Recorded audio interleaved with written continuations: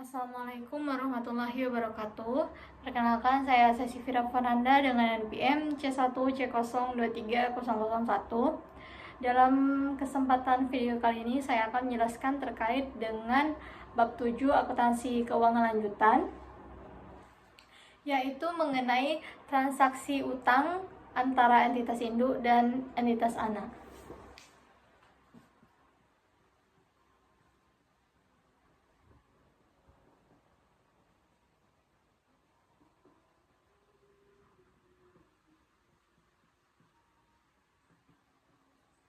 Antara entitas induk dan anak. Nah, jadi transaksi utang antara entitas induk dan entitas anak ini seperti pinjaman yang diperoleh entitas anak dari entitas induknya, mengakibatkan entitas anak itu mencatat adanya utang. Di sisi lain, entitas induk mencatat adanya piutang. Utang, piutang, penetapan bunga dan beban bunga yang muncul dari transaksi pemberian pinjaman antara induk dan juga anak itu harus dieliminasi. Kemudian transaksi pembelian obligasi langsung misalnya dan reafiliasi. Transaksi entitas induk dan entitas anak itu dapat terlibat dari transaksi jual beli obligasi secara langsung. Seperti di sini, induk ke entitas anak, obligasi. Nah, ini adalah contoh dari pembelian bisa dilakukan secara langsung. Ini mengakibatkan adanya transaksi dari entitas induk dan anak mengenai obligasi. Selain itu, entitas induk itu juga dapat membeli obligasi entitas anak secara tidak langsung. Jadi melalui pihak non-afiliasi. Nah, kalau pihak non-afiliasi itu seperti ini. Berbeda dengan jual beli yang terjadi secara langsung. Kalau tidak langsung itu di sini ada pihak non-afiliasi. Pihak non-afiliasi. Kemudian setelah itu di sini ada anak perusahaannya. Anak perusahaan. Nah, dari sini ada pihak non-afiliasi lagi. Non-afiliasi. Kalau pembelian tidak langsung itu begini alurnya. Ada pihak non-afiliasi yang menjadi medianya. Obligasi. Jadi ini adalah contoh dari pembelian obligasi atau jual beli obligasi secara tidak langsung.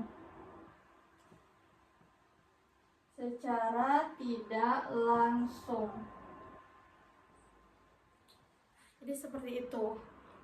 Kemudian kita lanjut mengenai pemahaman terlebih dahulu terkait dengan transaksi utang antara entitas induk dan entitas anak ini, di mana seperti halnya dengan transaksi jual beli persediaan yang kita bahas di bab 5 dan juga aset tetap di bab 6 kemarin ya. Jadi transaksi utang antara entitas induk dan juga entitas anak ini harus dieliminasi juga gitu dalam rangka penyusunan laporan keuangan konsolidasian. Pinjaman yang diperoleh entitas anak dari entitas induknya itu mengakibatkan entitas anak itu mencatat adanya utang. Di sisi lain, entitas induk mencatat adanya piutang. Jadi di sini tuh posisinya seperti ini. Kalau dia entitas induk induk. Dia mencatat adanya piutang. Kalau dia entitas anak, dia mencatat adanya utang. Jadi seperti ini poin yang harus kita pahami. Nah, kemudian dari kacamata konsolidasi itu sendiri, utang piutang tersebut harus dieliminasi karena transaksi pemberian pinjaman tersebut terjadi antara entitas induk dan anak yang merupakan satu kesatuan ekonomi. Jadi, pemberian pinjaman itu pinjaman satu kesatuan ekonomi. Nah, karena itu jika transaksi pemberian pinjaman tersebut memunculkan pendapatan atau beban bunga, maka akun tersebut juga harus dieliminasi seperti itu. Kemudian kita bisa masuk ke ilustrasi 7.1. Itu ada di halaman 231. Ada di halaman 231 mengenai ilustrasi 7.1. Ilustrasi 7.1 hal 231. Saya akan membacakan isi dari ilustrasi tersebut, di mana dikatakan bahwasannya gambaran awal mengenai transaksi utang piutang antara entitas induk dan entitas anak dan menunjukkan akun apa yang terpengaruh oleh transaksi tersebut, sehingga kita nanti dapat memperoleh pemahaman mengenai eliminasi transaksi utang piutang antara entitas induk dan juga entitas anak. Nah, karena dimaksudkan untuk memberikan gambaran awal sehingga digunakan transaksi utang biasa, bukan menggunakan instrumen obligasi. Jadi ini adalah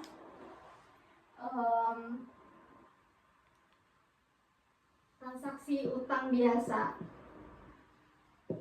Utang biasa.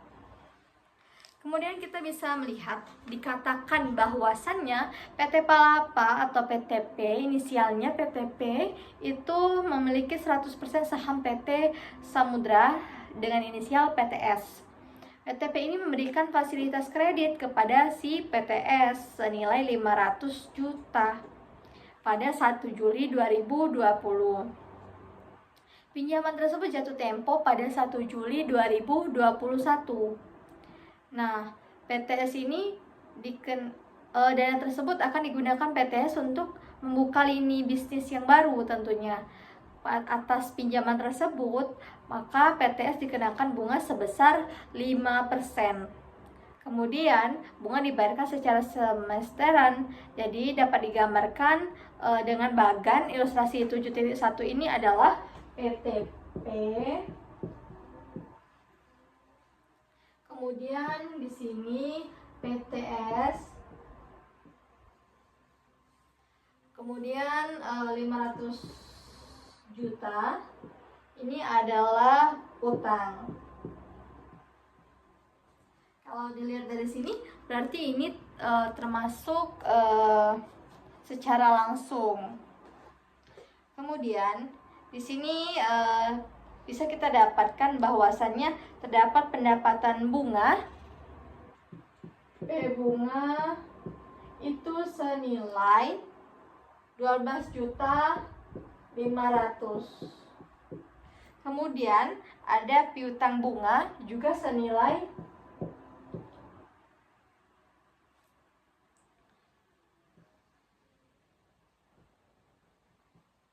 12.500.000. Kemudian dari sisi si PTS-nya itu beban bunganya sama dengan PTP. Kemudian di sini adalah utang bunga.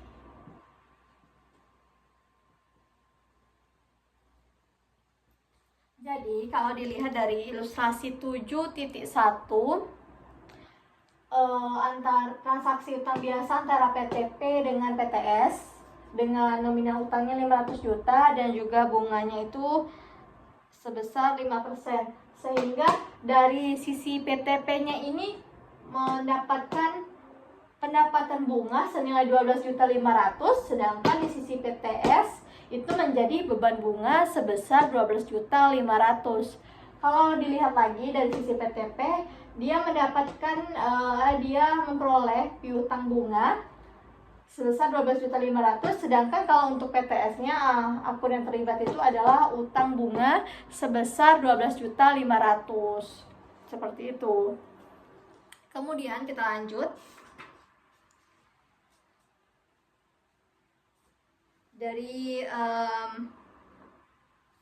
transaksi yang ada itu, maka pencatatan PTP terkait dengan fasilitas kredit yang diberikan kepada PTS itu akan menimbulkan jurnal yang harus dicatat, yakni sebagai berikut. Saya buatkan.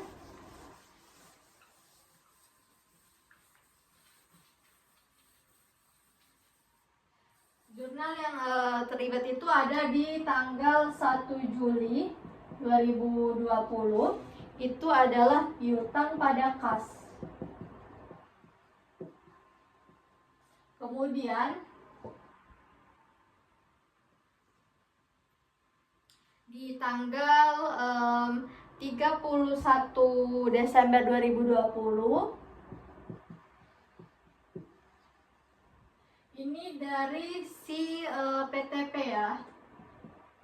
Kalau ini PTS-nya. Jadi di tanggal 1 Juli dari sisi pencatatan PTP di tanggal 1 Juli 2020 maka akan melibatkan dua akun dalam jurnal pencatatannya, yaitu piutang dan juga kas, di mana piutangnya sebesar 500 juta, kasnya juga sebesar 500 juta. Kemudian dia juga mencatat terhadap tanggal 31 Desember 2020, di mana akun yang terlibat itu adalah piutang bunga pada pendapatan bunga. Piutang bunga pada pendapatan bunga. Nominalnya berapa? Nominalnya adalah 12.500.000. Ini dapat dari mana perhitungannya? Tadi kita juga sudah buat. Nah, untuk perhitungannya itu sendiri, tadi kan dikatakan bahwa untuk periode 2020 itu dikatakan ada beban bunganya itu 5%. Nah, itu dikalikan dengan 6/12. Kenapa dia 6/12? Karena dia itu jatuh tempo pada 1 Juli. Jadi itu ada 6 bulan dari 12 bulan yang ada. Jadi didapat dari 5% beban bunga dikali 6/12. Kemudian kita kalikan dengan jumlah itunya, hutang yang dipinjamnya. Itu ada 500 juta. Sehingga dapatlah hasilnya itu 12.500.000. Kemudian dari sisi PTS ini, di tanggal 1 Januari 2020 dia mencatat perolehan fasilitas kredit dari PTP.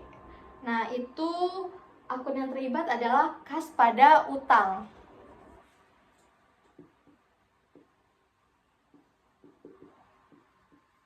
Kasnya sama, 500 juta.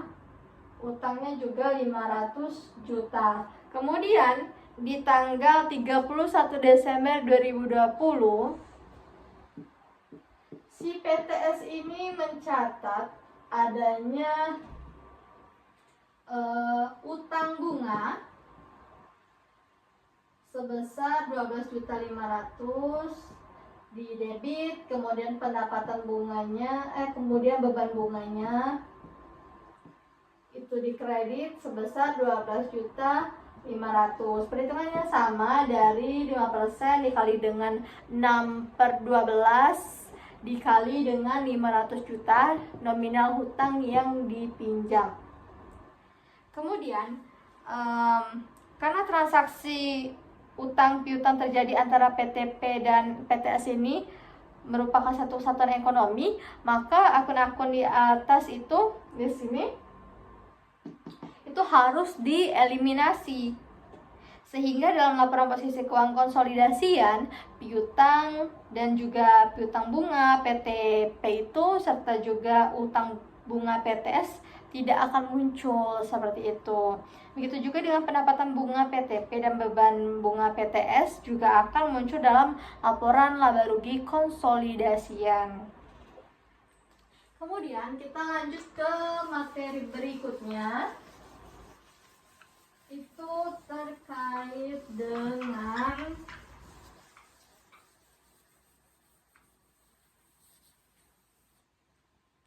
transaksi pembelian obligasi langsung dari afiliasi. Transaksi pembelian langsung obligasi dari afiliasi. Oke. Yang pertama itu ada pembelian pada nilai par. Pembelian pada nilai par. Kemudian ada juga pembelian bukan pada nilai par.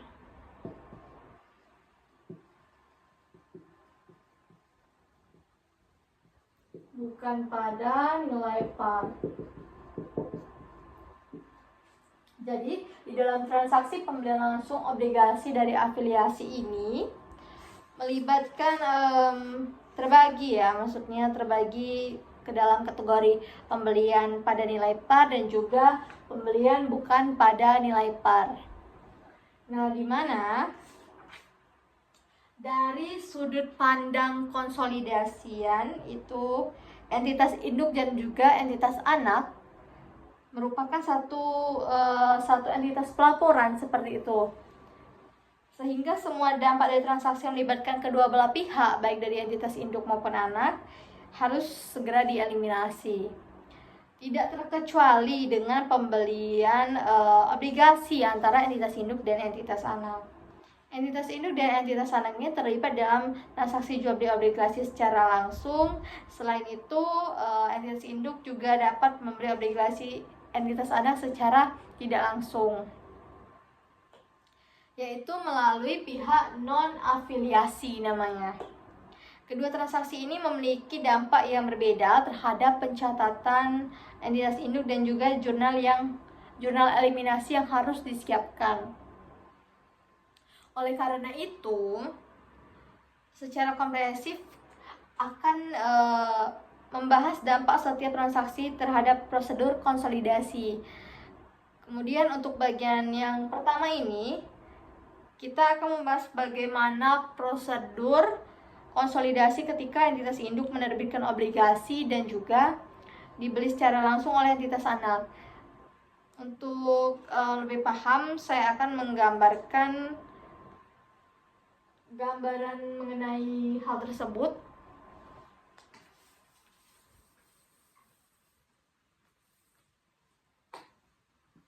Sebenarnya ini sudah saya jelaskan tadi di awal, mungkin lebih pahamnya akan saya jelaskan ulang.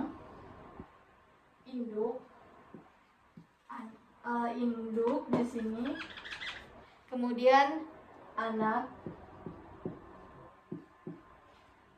ini secara langsung. Kalau tidak langsung, non afiliasi, di sini ada anak, non afiliasi lagi. Jadi seperti ini rangkaiannya. Ini yang tidak langsung. Jadi untuk membedakan antara langsung dan tidak langsung ini, ya kita lihat saja ada pihak non afiliasinya atau tidak. Kalau dia ada non afiliasi berarti itu termasuk terkait dengan tidak langsung. Kemudian kita mungkin langsung membahas juga terkait dengan yang pembelian melalui nilai par tadi.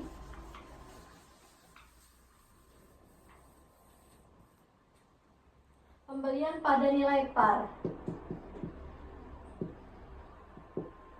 Pada nilai par. Ketika entitas induk itu menerbitkan obligasi pada nilai par dan dibeli oleh entitas anak, maka diperlukan jurnal eliminasi untuk menghapus akun investasi pada obligasi, utang obligasi, pendapatan bunga, serta beban bunga. Kemudian mengenai gambaran tersebut dapat dilihat di contoh 7.1.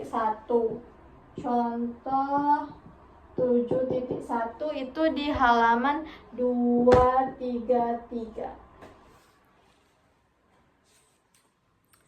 Pentingnya kita memahami sebelumnya, sebelum lebih lanjut, konsep kuncinya itu pembelian obligasi langsung pada nilai par, investasi pada obligasi, dan utang obligasi dihapus sebesar nilai parnya.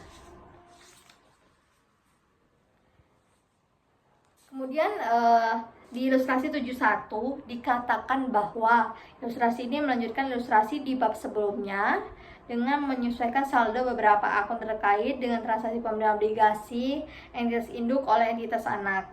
Nah, kita bisa lihat neraca saldo kedua perusahaan per 31 Desember 2020. Itu ada di tabel 7.1, baik dari sisi PT Nusantara maupun PT Andalas. Di sana kita bisa lihat bahwasannya total dari debit PT Nusantara itu 12.980 juta. Kemudian dari sisi kredit PT Nusantara itu sama 12.980 juta. Kemudian kalau dari sisi PT Andalas di debit itu sebesar 3.012 juta. Kemudian di kreditnya 3.012 juta juga. Kemudian dikatakan ada informasi tambahan bahwasannya yang pertama PT Nusantara telah melakukan pembelian 75% saham PT Andalas di 1 Januari 2020 pada nilai bukunya sebesar 900 juta. Nilai wajar kepentingan pengendali itu sama dengan nilai bukunya yaitu sebesar 300 juta. Kemudian untuk informasi yang kedua dikatakan bahwa selama 2020 PT Andalas melaporkan perolehan laba itu laba neto atau laba bersih sebesar 200 juta dan mengumumkan pembagian dividen sebesar 50 juta. Untuk informasi yang ketiga, pada 1 Juli 2020, PT Nusantara menerbitkan obligasi pada nilai par, yaitu sebesar 500 juta dan nilai jatuh tempo dalam 5 tahun. Tingkat bunga obligasi ini adalah 8% dan nantinya akan dibayarkan secara semesteran, yaitu tiap tanggal 1 Januari dan juga 1 Juli. Kemudian PT Andalas itu membeli 60% obligasi tersebut dan bermaksud memilikinya sampai dengan jatuh tempo. Maka atas penerbitan obligasi tersebut, PT Nusantara itu akan melakukan pencatatan jurnal yang harus dibuatnya sebagai berikut, teman-teman. Kita buat di sini.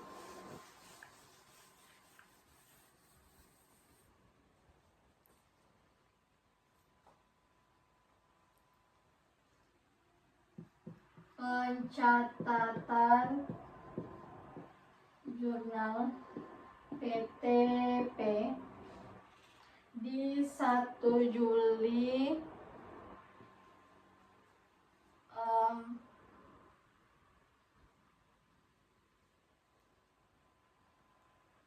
maksudnya kita harus terlebih dahulu di PT Nusantara Kemudian ini di PT Andalasnya. Ini adalah N. Oke. Kemudian di sini ada di tanggal 1 Juli 2020. Akun yang terlibat itu kas pada utang obligasi. Kasnya itu senilai 500 juta. Utang obligasinya juga 500 juta. Nah, ini itu mencatat pembelian obligasi pada nilai par. Ini pembelian PO nilai par. Kemudian dari tanggal 31 Des 2020 itu akan terlibat beban bunga pada utang bunga pada utang bunga senilai 20 juta. Ini adalah pengakuan bunga obligasi terutang.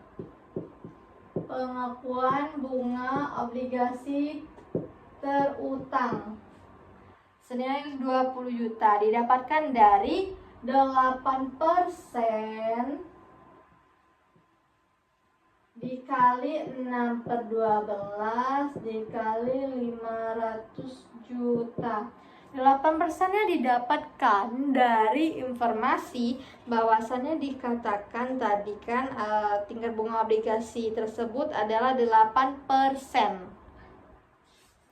Dan akan dibayarkan secara semesteran tiap tanggal 1 dan juga tiap tanggal 1 Januari dan 1 Juli.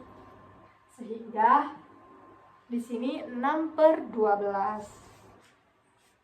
Kemudian dari sisi PT Andalas yang pembelian obligasi PT Nusantara itu juga mencatat jurnal di 1 Juli 2020. Itu investasi obligasi, kemudian kreditnya ada kun kas. Investasi pada obligasinya itu sebesar 300 juta. Kemudian kasnya itu ada sebesar 300 juta juga di kredit. Didapatkan dari 60% pada nilai par. Kenapa 60%? Di sini 60% nilai par. Pada informasi tambahan di nomor 3 tadi itu dikatakan bahwasannya PT Andalas ini membeli 60% obligasi tersebut dan bermaksud memilikinya sampai jatuh tempo. Jadi karena dia bermaksud memiliki sebesar 60% saja, maka itulah yang kita kalikan dengan jumlah dari hutangnya di nilai parnya. Kemudian dari tanggal 1 Juli 2020 ini juga mencatat di tanggal 31 Desember 2020 dengan akun yang terlibat itu piutang bunga pada pendapatan bunga.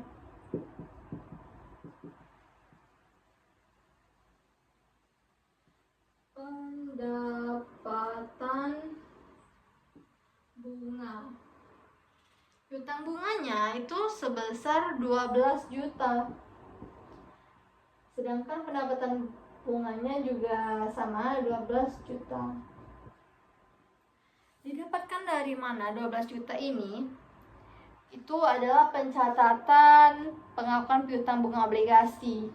Didapatkan dari 8% dikali dengan 6/12, kemudian dikali dengan 300 juta. Jadi kalau di sini kan pada nilai parnya. Nah, kalau dari PT Nusantara keseluruhan dari nilai par, kemudian obligasi pada nilai par, sedangkan kalau dari PT Andalasnya itu 60% dari nilai par. Jadi di sini 100%, di sini 60% saja. PT Nusantara 100%, PT Andalas 60%. Kemudian ada prosedur terkait dengan konsolidasi tahun pertama, itu di tahun 2020. PT Nusantara ini melakukan pencatatan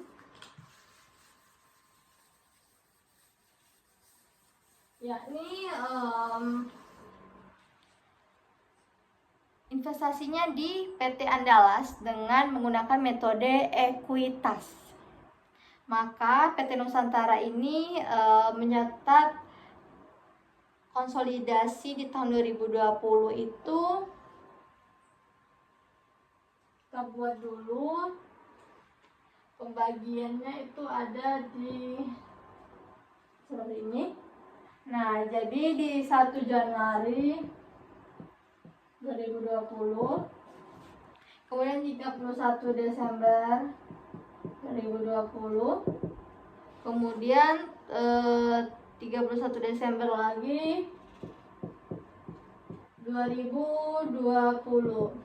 Nah, untuk 1 Januari 2020 itu melibatkan akun investasi pada PT Andalas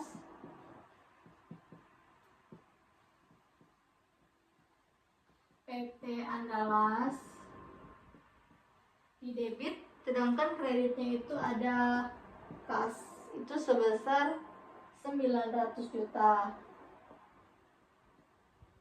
Dapatnya dari informasi tambahan nomor 1. Kemudian di tanggal 31 Desember 2020 mencatat bagian PT Nusantara atas laba neto PT Andalas itu sebesar 150 juta masing-masing, di mana akun yang terlibat itu investasi pada PT Andalas. Kemudian untuk dikredit akun yang terlibat itu bagian laba atas PT Andalas. Nominalnya 150 juta. Nah, ini didapatkan dari 200 juta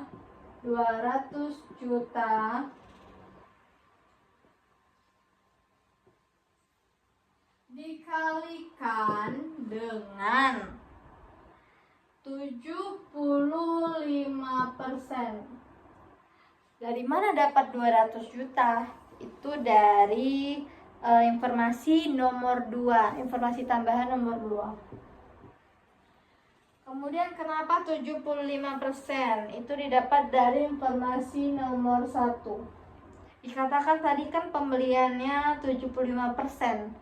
Jadi PT Nusantara itu melakukan pembelian 75% saham PT Andalas.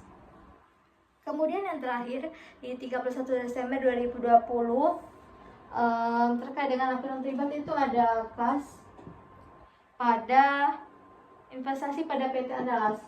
Investasi pada PT Andalas.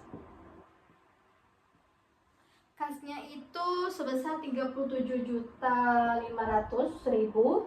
Kemudian investasi pada PT Andalas juga sebesar 37.500.000 di kredit. Ini tuh mencatat bagian PT Nusantara atas dividen PT Andalas. Dari mana perhitungannya? Itu dihitung dari 50 juta dikali 75%. 50 jutanya itu didapatkan dari informasi tambahan nomor 2, bahwasannya dikatakan tadi mengumumkan pembagian dividen sebesar 50 juta. berarti informasi nomor 2. Kemudian 75% didapatkan dari informasi tambahan nomor 1, dikatakan PT Nusantara telah melakukan pembelian 75% saham PT Andalas. Jadi untuk 1 Januari 2020 itu bisa dilihat dari informasi tambahan nomor 1. Kemudian di 31 Desember 2020 yang pertama itu bisa dilihat dari informasi tambahan nomor 2 dan nomor 1. Kemudian 31 Desember 2020 yang kedua itu bisa diambil juga dari informasi tambahan nomor 2 dan nomor 1. Kemudian kita bisa melihat terkait dengan jurnal eliminasi 2020 itu dikatakan perhitungan nilai aset neto PT Andalas dan bagian PT Nusantara dan kepentingan dan pengendali atas aset neto dijabarkan dalam tabel perhitungan jurnal eliminasi tabel 7.2. Itu ada di halaman 236. Oke, ini saya hapus terlebih dahulu.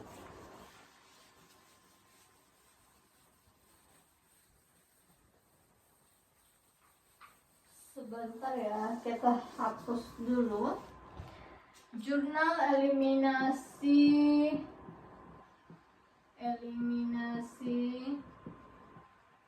2020. Oke, jadi ada tabel 7.2, tabel perhitungan jurnal eliminasi di halaman 236. Di sana ada keterangan saldo awal, laba neto, dividen, dan saldo akhir, di mana PT Nusantara itu saldo akhirnya PT Nusantara saldo akhir itu 75% senilai 1.012.500.000. Kemudian untuk kepentingan non pengendali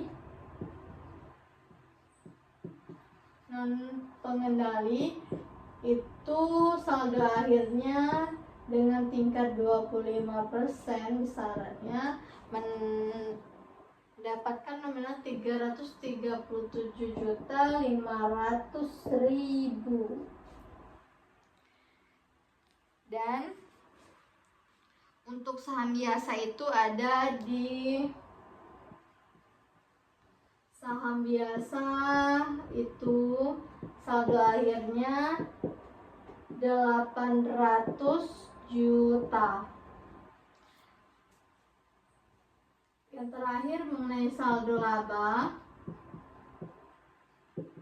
saldo akhirnya itu sebesar 550 juta.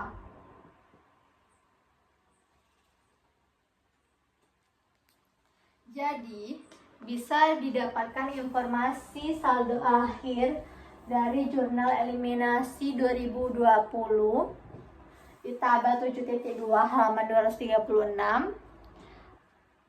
Saldo akhir dari PT Nusantara dengan kepemilikan 75% itu sebesar 1.012.500.000. Kemudian kepentingan dan pengendali dengan kepemilikan itu 25%, saldo akhirnya 337.500.000. Kemudian saham biasa saldo akhirnya 800 juta, saldo laba saldo akhirnya sebesar 550 juta. Kemudian terkait hal ini, maka jurnal eliminasi tersebut merupakan jurnal eliminasi dasar yang dibuat untuk mengeliminasi bagian laba dan juga dividen PT Nusantara dan kepentingan dan pengendali serta investasi PT Nusantara di PT Andalas. Bisa dilihat di 1E. Ada informasi di 1E itu saham biasa, saldo laba, bagian laba atas PT Andalas, bagian laba dan kepentingan dan pengendali. Kemudian dividen diumumkan di kredit, investasi pada PT Andalas di kredit, dan kepentingan pengendali juga di kredit. Ini adalah mengeliminasi ekuitas dan juga ekuitas pada PT Andalas. Kemudian dampak atas pembelian obligasi PT Nusantara ini harus dieliminasi.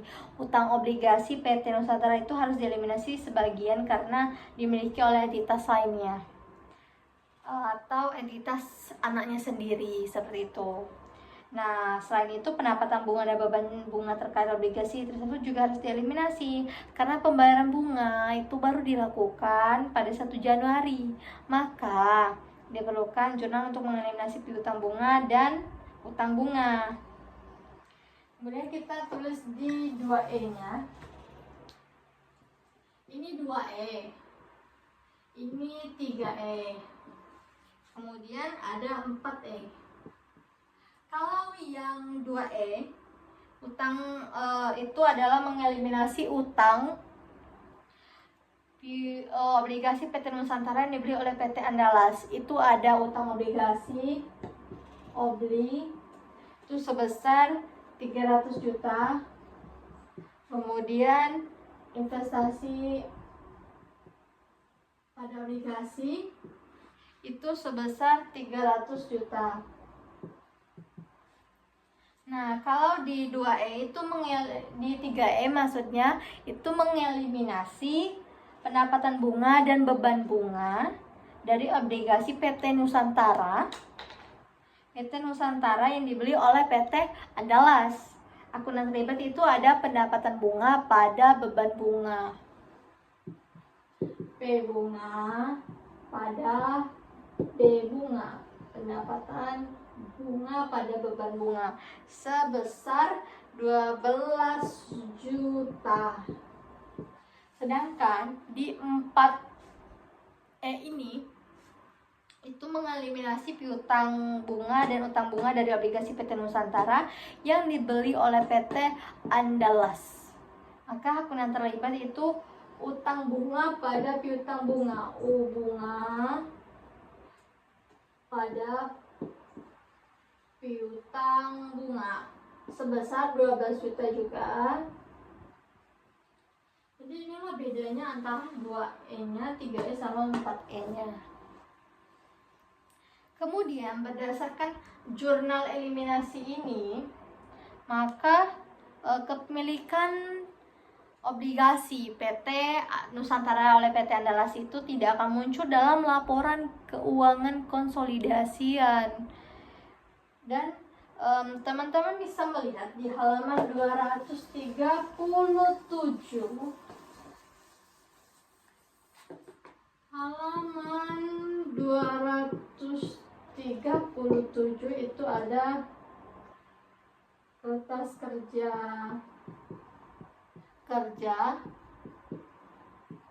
konsolidasian tahun 2020.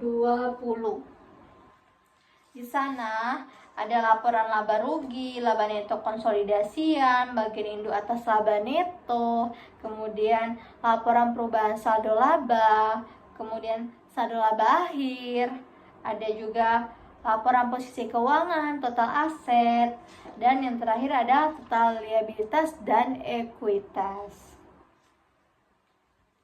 Jika tahun berikutnya PT Andalas itu masih memiliki obligasi PT Nusantara, maka pada saat menyiapkan laporan keuangan konsolidasi juga diperlukan membuat jurnal eliminasi kembali ya, untuk menghapus dampak kepemilikan obligasi PT Nusantara oleh PT Andalas. Jurnal untuk mengeliminasi akun investasi pada obligasi utang dan obligasi itu sama dengan jurnal eliminasi yang dibuat pada 31 Desember 2020. Kemudian kita lanjut terkait dengan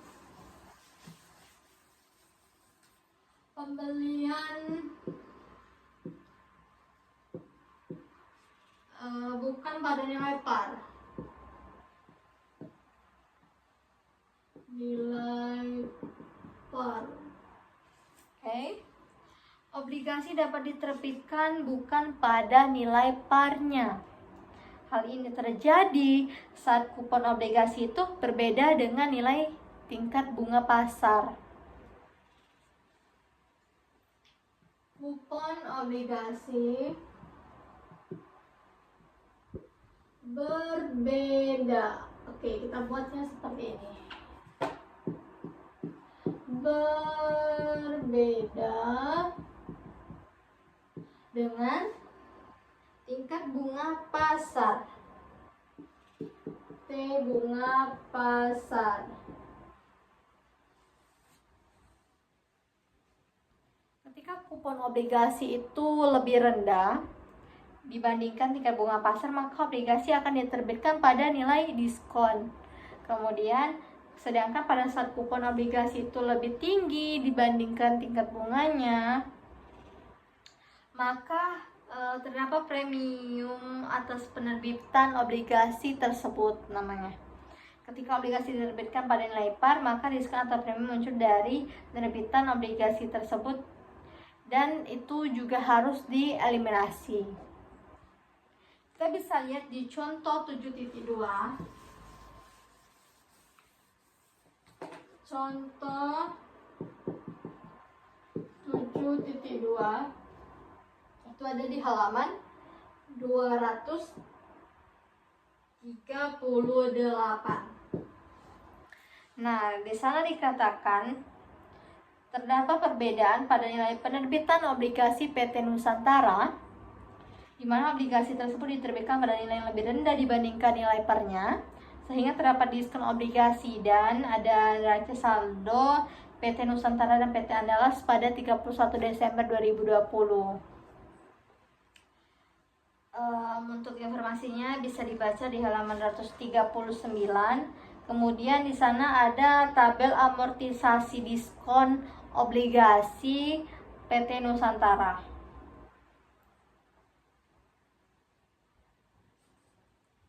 Di mana ada kolomnya itu ada kolom periode, tanggal, kesan dibayarkan, beban bunga, amortisasi diskon, diskon yang belum diamortisasi, kemudian nilai tercatat obligasi. Kita bisa lihat di sana bahwasannya untuk mencari nilai tercatat obligasi itu adalah 500 juta dikurang dengan diskon yang belum diamortisasi. Kemudian kalau untuk yang diskon yang belum diamortisasi itu ada dari informasi. Kemudian untuk amortisasi diskon itu didapatkan dari beban bunga dikurang dengan kas yang dibayarkan. Kemudian kita lanjut. Sebelumnya perlu saya jelaskan terlebih dahulu sedikit.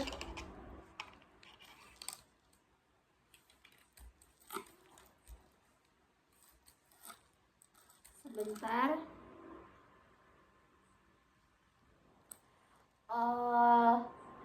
Terkait dengan contoh 7.1 dan titik 2 ini, pada saat entitas induk itu membeli obligasi entitas anak dari pihak non-afiliasi pada harga sama dengan yang tercatat obligasi tersebut, maka jurnal eliminasi yang dibuat pada saat menyiapkan laporan keuangan konsolidasian itu sama dengan jurnal eliminasi pada saat membeli obligasi langsung dari entitas induk atau entitas anak, baik pada nilai par maupun bukan pada nilai par. Itu bisa dilihat di contoh 7.1 dan 7.2 tadi.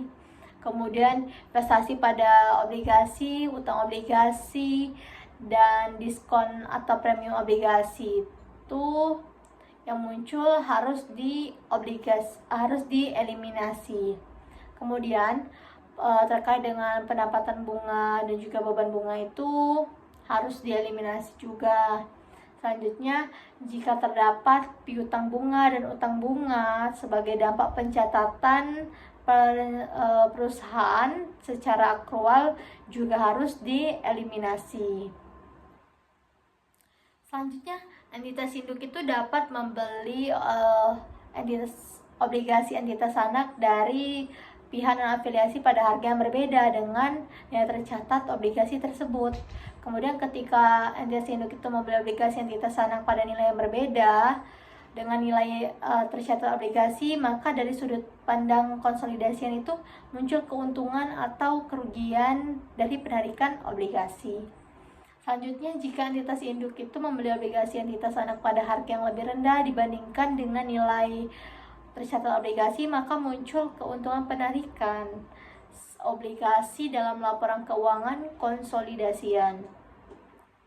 Dan yang terakhir, sebaliknya, ketika entitas induk itu membeli pada harga yang lebih tinggi dibanding nilai tercatat, maka terdapat kerugian penarikan obligasi yang harus disajikan dalam laporan keuangan konsolidasi. Kita lanjut ke dalam pembelian obligasi entitas anak dari pihak non-afiliasi. Pembelian pada harga sama dengan nilai tercatat. Pembelian pada harga sama dengan nilai tercatat. Pembelian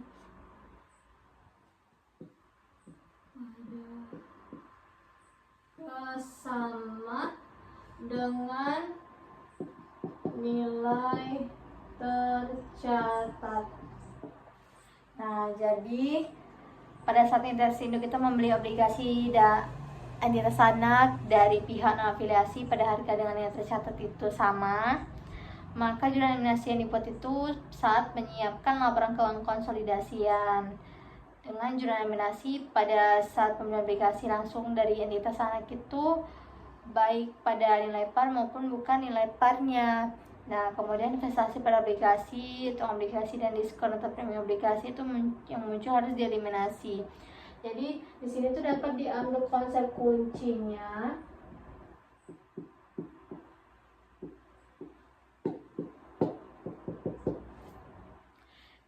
Jurnal eliminasi untuk pembelian obligasi dari pihak non-afiliasi pada nilai tercatat obligasi sama dengan jurnal eliminasi atas pembelian obligasi secara langsung. Kemudian kita melihat di sini terkait dengan pembelian pada harga berbeda dengan nilai tercatat.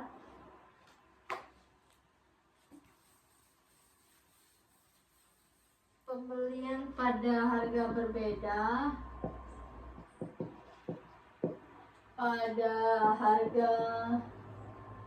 berbeda dengan nilai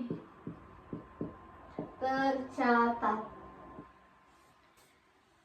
Ketika entitas induk itu dapat membeli obligasi entitas anak dari pihak non-afiliasi pada harga yang berbeda dengan tercatat obligasi tersebut, ketika entitas induk itu membeli obligasi entitas anak pada nilai yang berbeda dengan nilai obligasi, maka dari sudut pandang konsolidasi itu muncul keuntungan atau kerugian dari penarikan obligasi.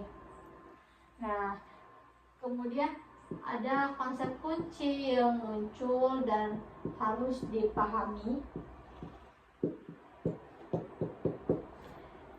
Keuntungan atau kerugian penarikan obligasi muncul ketika pembelian obligasi dari pihak non-afiliasi pada harga yang berbeda dengan nilai tercatat obligasi. Kemudian di sana bisa kita lihat di halaman 244 itu ada tabel seperti bagan, tepatnya lebih ke bagan. Dikatakan bahwa harga pembelian obligasi itu sama dengan tercatat, kemudian tidak ada keuntungan atau kerugian penarikan obligasi. Kemudian di sisi yang kedua, harga pembelian obligasi yang tercatat kurang dari nilai tercatat obligasi, maka terdapat keuntungan penarikan obligasi. Kemudian kalau harga pembelian obligasi lebih tinggi dari nilai tercatat obligasi, maka terdapat kerugian penarikan obligasi. Misalnya, Pada tanggal 31 Desember 2020, PT ABC itu membeli obligasi yang diterbitkan entitas anaknya dari pihak non-afiliasi. Nah, nilai pokok obligasi tersebut kan 1 miliar. Sehingga pada tanggal 31 Desember 2020, yang tercatat obligasi tersebut ada 1 miliar 5 juta. Dari 1 miliar menjadi 1 miliar 5 juta. Jika PT ABC membeli pada harga 990 juta, maka akan muncul keuntungan penarikan obligasi pada laporan keuangan konsolidasian sebesar 15 juta. Namun ketika PT ABC itu menarik obligasi yang ditersana tersebut pada harga 1 miliar 10 juta, maka akan disajikan kerugian penarikan obligasi sebesar 5 juta dalam laporan keuangan konsolidasian. Kita buat saja ilustrasinya biar lebih mudah memahaminya. Oke.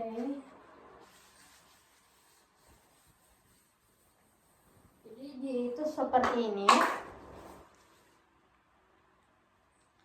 Kan tadi harganya itu di 1 miliar. Nah, kalau dari 1 miliar ini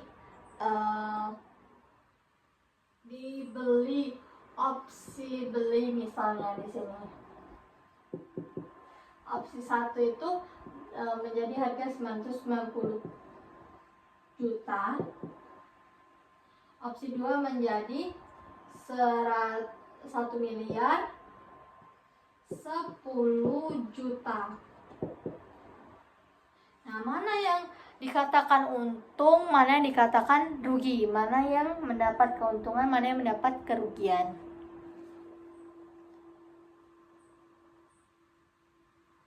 Yang dikatakan mendapat kerugian itu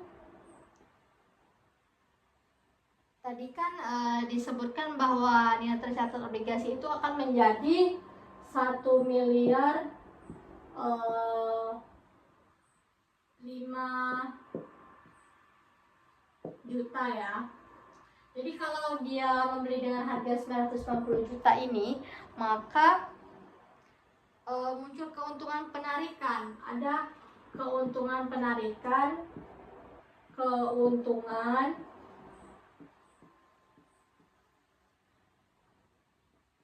itu sebesar 15 juta.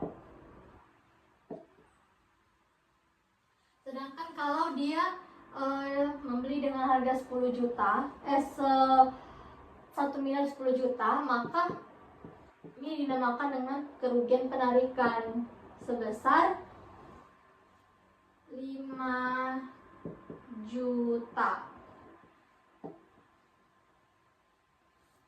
Seperti ini ilustrasi dari pembelian pada harga berbeda dengan nilai tercatatnya. Oke. Kemudian di contoh titik 3 itu menggambarkan transaksi pembelian obligasi entitas anak PT Andalas oleh entitas induknya, yaitu PT Nusantara, dari pihak non-afiliasi dan dampaknya terhadap penyusunan laporan keuangan konsolidasian bisa dilihat di tabel 7.8 neraca saldo per 31 Desember 2020. Untuk dari PT Nusantara sendiri mendapatkan total 12 miliar 969 juta 267.723 rupiah.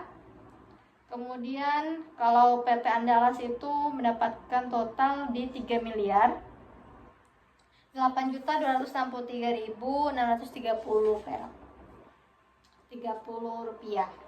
Jadi kemudian untuk debit dan kreditnya sama ya. Tadi untuk debit dan kredit baik dari PT Nusantara maupun PT Andalas.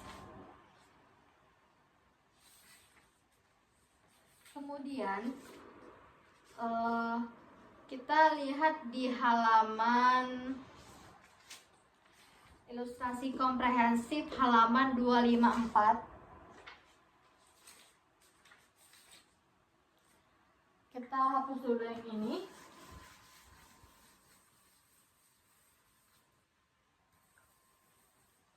Halaman 254. 54 ilustrasi komprehensif. Di sana dikatakan bahwa memberikan gambaran secara komprehensif terhadap dampak transaksi antara entitas induk dan entitas anak terhadap penyusunan laporan keuangan konsolidasian, di mana ilustrasi ini meliputi transaksi penjualan persediaan dan juga jasa yang telah dibahas pada bab 5, penjualan aset tetap yang dibahas pada bab 6, kemudian transaksi pemberian pinjaman yang dibahas di bab 7 ini sendiri. PT Pandawa itu telah melakukan pembelian 80% saham PT Satria di 1 Januari 2020 katanya. Jadi si PT Pandawa, kita buat PT P saja, misalnya itu membeli kepemilikan 80% saham PT Satria, PTS, di 1 Januari 2020. Kemudian itu di harga 800 juta katanya. 800 juta. Kemudian pada tanggal tersebut yang menjadi kepentingan dan pengendali sebesar 200 juta. Kepentingan dan pengendalinya itu sebesar 200 juta. Ya, tercatat aset neto PT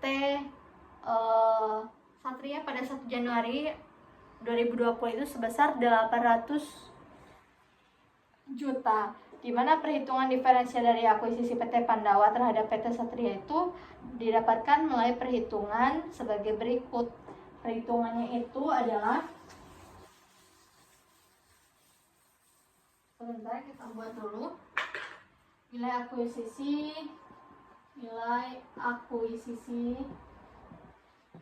PT Pandawa ditambah dengan nilai wajar kepentingan dan pengendali N wajar KP non pengendali itu sebesar 1 miliar. Nah, kemudian nilai buku aset neto PT Satria itu nilai buku aset neto PT Satria itu meliputi saham biasa dan juga saldo laba. Saham biasa dan saldo laba. Dimana kalau untuk saham biasanya itu 500 juta. Kemudian kalau untuk saldo labanya itu di 300 juta. Kemudian diferensial antara nilai wajar dan nilai buku. Diferensial nilai wajar dan nilai buku itu didapatkan dari, ini kita kurangkan antara 1 miliar dengan 500 juta dan 300 juta, sehingga kita maksudnya kita tambahkan dulu 500 juta dan 300 jutanya. Jadi kan 800 juta di sini.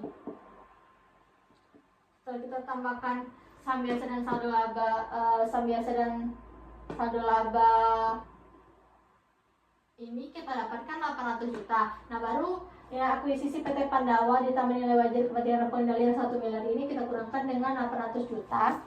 Maka kita dapatkan hasil diferensial nilai wajar dan nilai buku itu sebesar 200 juta.